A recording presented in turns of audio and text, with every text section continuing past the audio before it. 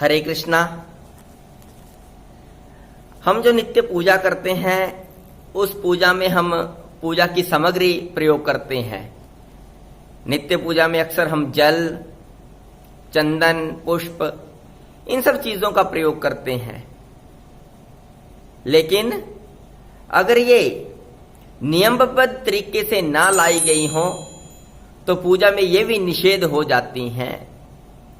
तो आज इन्हीं तीन चीजों को, चंदन, जल और पुष्प लाने की विधि पर बात करते हैं।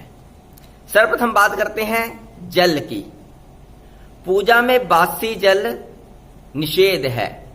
शिव रहस्य में लिखा है कि जब एक रात बीत जाए तो अगले दिन सूर्योदय के बाद वो जल पूजा के लिए प्रयोग नहीं करना चाहिए। फिर ताजा जल बाहर जाकर किसी तालाब से, नदी से, कुएं से, बापी से लाना चाहिए। घर के अंदर भरकर रखा हुआ जल रात बीतने पर बासी हो जाता है और उस जल का प्रयोग पूजा में नहीं करना चाहिए।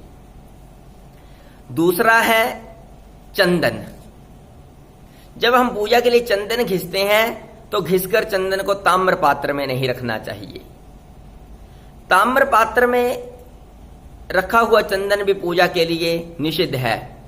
उसे ठाकुर जी, भगवान शंकर स्वीकार नहीं करते हैं। ताम्र पात्र शुद्ध होता है, लेकिन कहीं कहीं पर ताम्र पात्र वर्जित है, तो घिसकर चंदन रखकर भी ताम्र पात्र में नहीं रखना चाहिए। और तीसरा है पुष्प। पुष्प जब हम भगवान की पूजा के लिए वाटिका से लाते हैं तो वो हाथों में नहीं लाने चाहिए। उन्हें चुनकर किसी थाली में, किसी टोकरी में रखना चाहिए। ये सब ना मिले तो वहीं वाटिका में कुछ पत्ते तोड़कर उनका डोना बनाकर उसमें पुष्प रख सकते हैं, या वैसे ही हाथ पर पत्ते रखकर उस पर फूल चुनकर आप पूजा के लिए रख सकते हैं।